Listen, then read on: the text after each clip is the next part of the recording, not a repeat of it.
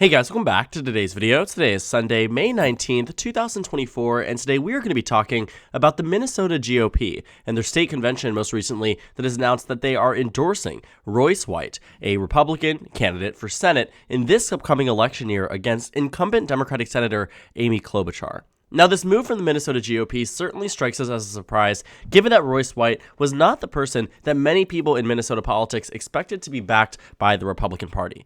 Fundamentally, from his beginning, he's a basketball player who then became a protester during the 2020 resurgence of the Black Lives Matter movement, who then went on to now be somebody who self-describes himself as a Make America Great Again type of candidate, who ends up on InfoWars, on Steve Bannon, different types of things that you are seeing from the Minnesota GOP, or not the Minnesota GOP, the candidate here that has now been endorsed by the Minnesota GOP that has shown a complete and total whiplash in terms of politics over the past couple of years.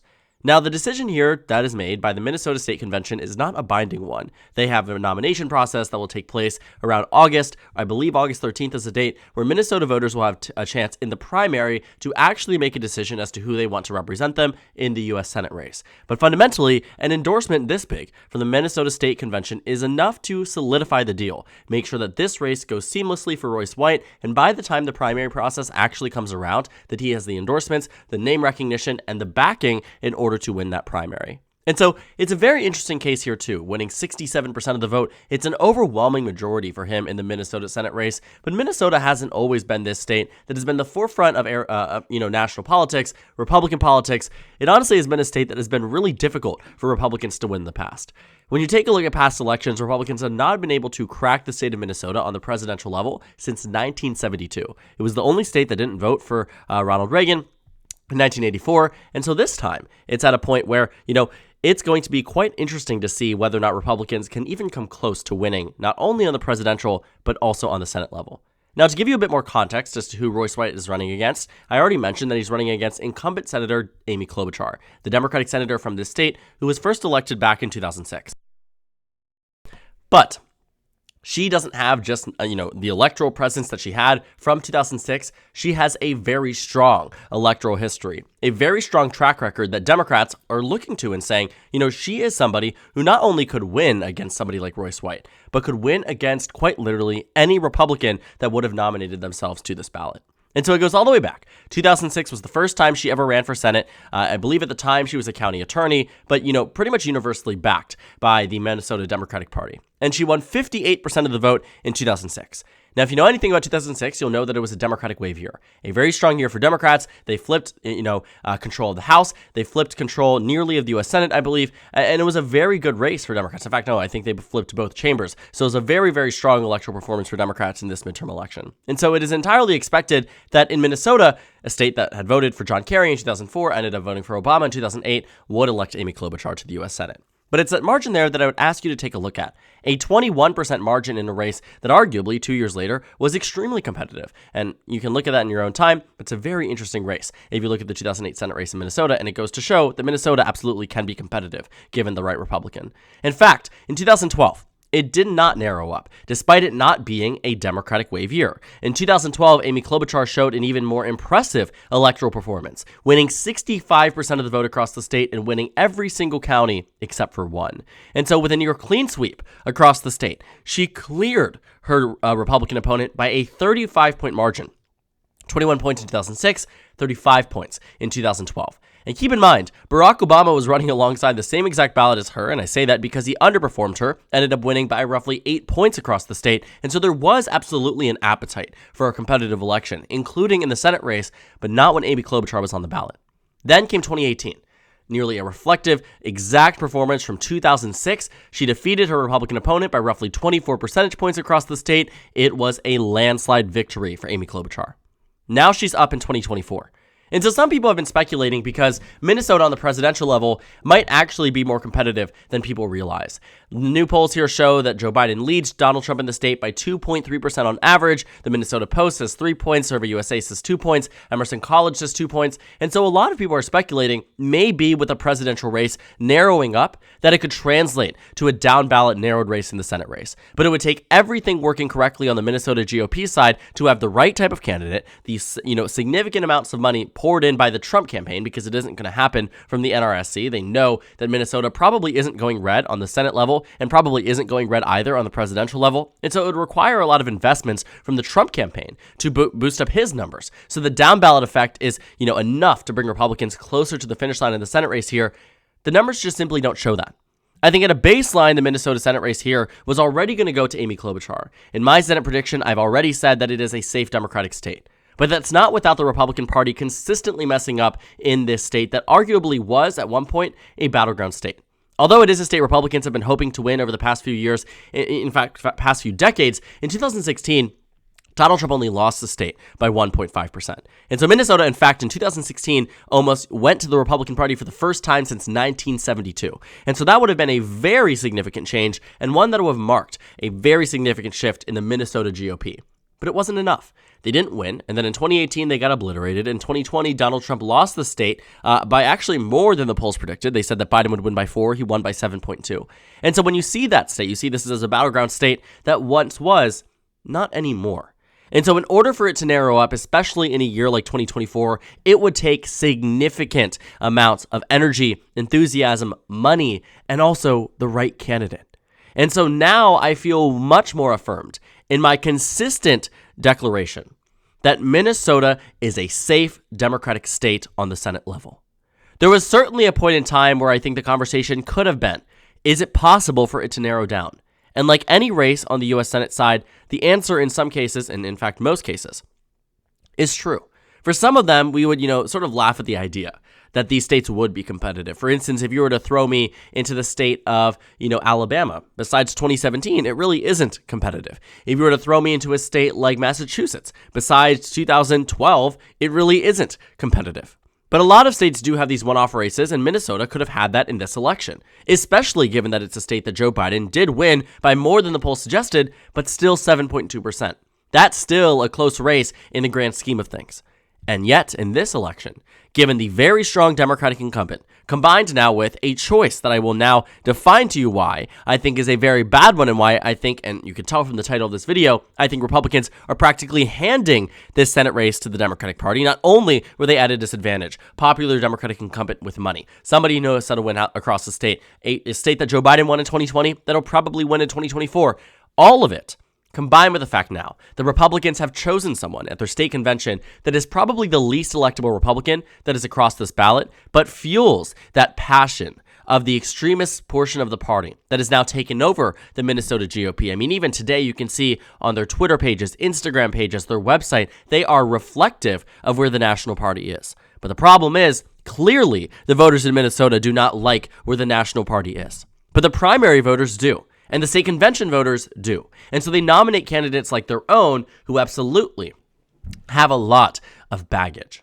Absolutely have a lot of things that could weigh them down the same way they did to Dr. Oz, the same way they did to Herschel Walker, the same way they did to Blake Masters. The list goes on and on and on because in 2022, Republicans suffered severe losses across House races, Senate races, governor races. Why? Because the candidates they nominated were such poor quality. Royce White is no different.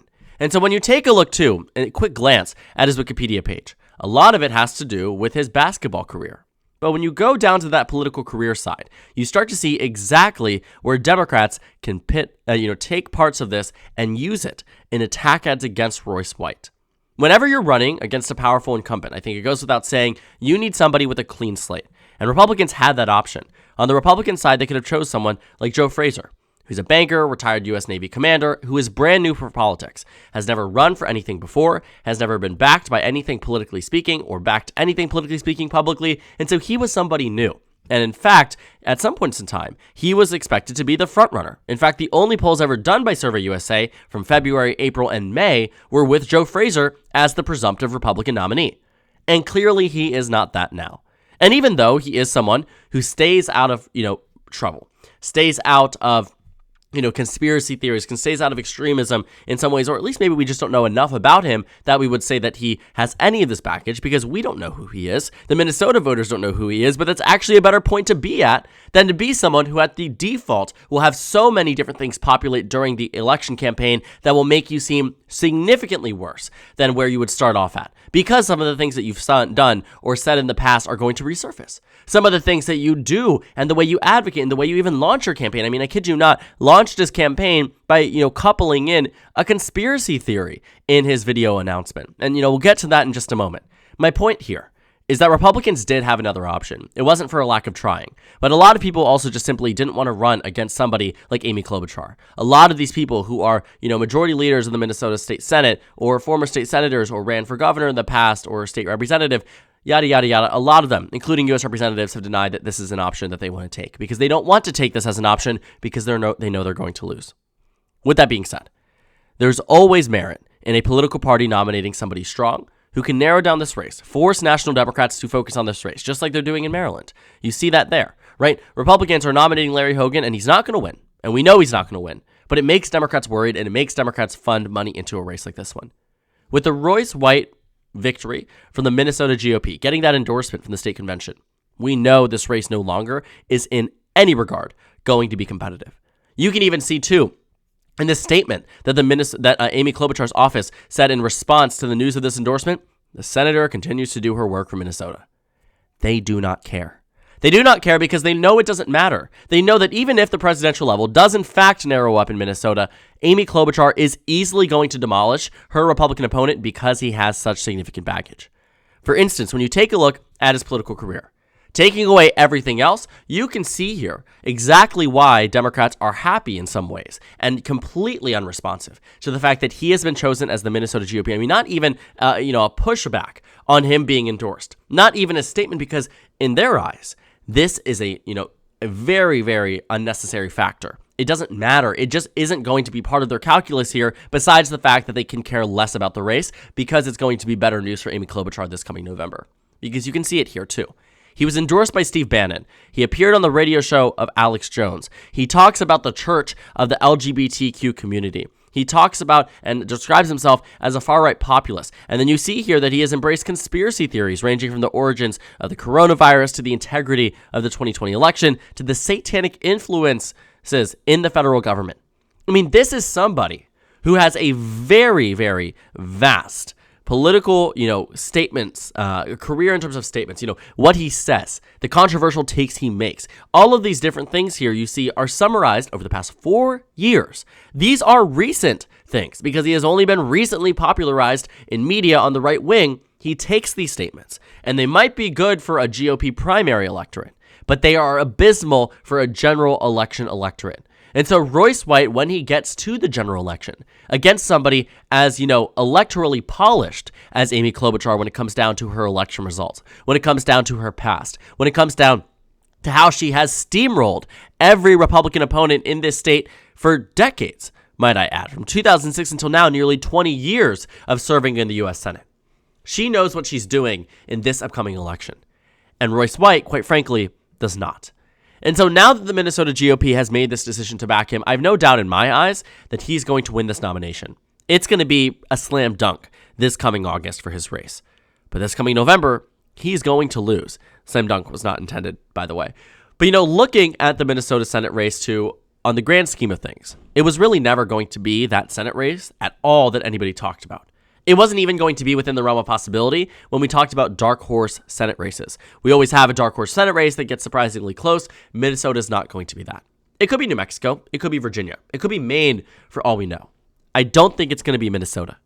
What we see as a problem here when Republicans choose candidates like this one, especially in some of these states where you just really don't see as much nationalized attention, is that you find that these races tend to have Republicans underperform. I think you always find that the extremist candidates that do well in primaries often do not do well in the general election. Voters reject this level of partisanship, reject this level of polarization, and reject extremism both on the left and the right. And I don't think Royce White really contributes to anything beneficial for the Minnesota GOP or for the national GOP. When you think about the slate of candidates that they've nominated to for 2024, it all sort of makes sense.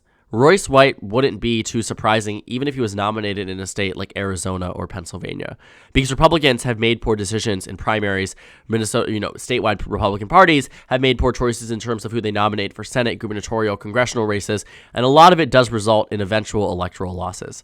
We saw it in the special elections from 2020 until now. We saw it in 2018. We saw it full force in 2022 when Republicans should have done tremendously well given the national environment. And they should in this race, but they're not going to. because of the people that they're nominating, because of the candidates that they're choosing. All of this serves to be what Democrats are starting to pick up to be a perfect storm that potentially allows Democrats to hold on to Senate control or come to very, very close to a point that the next midterm elections or the next presidential election, they could flip back Senate control if they lose it in this one. It'll be interesting to watch. Minnesota will be a very fascinating state too, because it'll be a true litmus test to see if the Democratic support base from 2020 still exists, still will be there for Joe Biden in 2024. When it comes down to the Senate race, no concerns, no worries there for Democrats, especially after this recent, endorsement that will likely lead to a nomination.